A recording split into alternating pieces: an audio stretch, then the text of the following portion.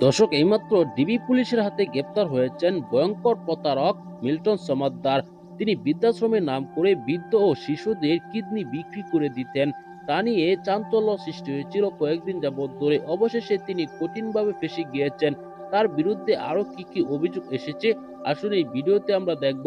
তারপর আমরা দেখব যে ডিবি প্রধান হারুন রশিদ সাহেব গ্রেপ্তার নিয়ে কি বলেছেন। খুবই গুরুত্বপূর্ণ একটি ভিডিও, তাই ভিডিওটি না টেনে পুরো ভিডিওটি দেখবেন। চ্যানেলে নতুন হলে সাবস্ক্রাইব করে রাখবেন পরবর্তী আপডেট পাওয়ার জন্য। ভিডিওতে একটি লাইক দিয়ে সম্মানিত দর্শক, সম্পূর্ণ ভিডিওটি দেখলেন। এই ভিডিও সম্পর্কে অবশ্যই আপনার মূল্যবান মতামত কমেন্টে জানাবেন। দর্শক, আপনারা ইতিমধ্যে অবগত আছেন কিছুদিন যাবৎ ধরে মিল্টন সমাদ্দার নামে এক ব্যক্তির একের পর এক দুর্নীতি ও অপকর্ম বা প্রতারণা ফাঁস হচ্ছে।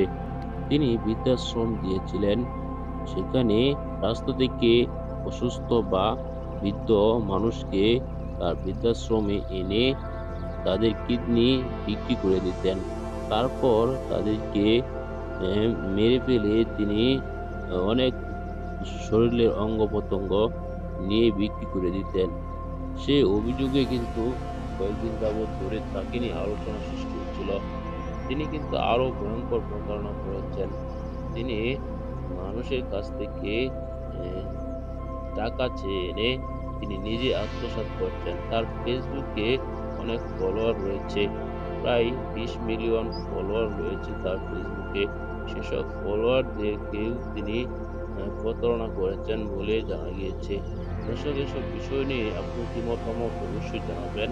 পরবর্তী ভিডিও পাওয়ার জন্য চ্যানেলটিকে সাবস্ক্রাইব করে রাখবেন। আসসালামু আলাইকুম।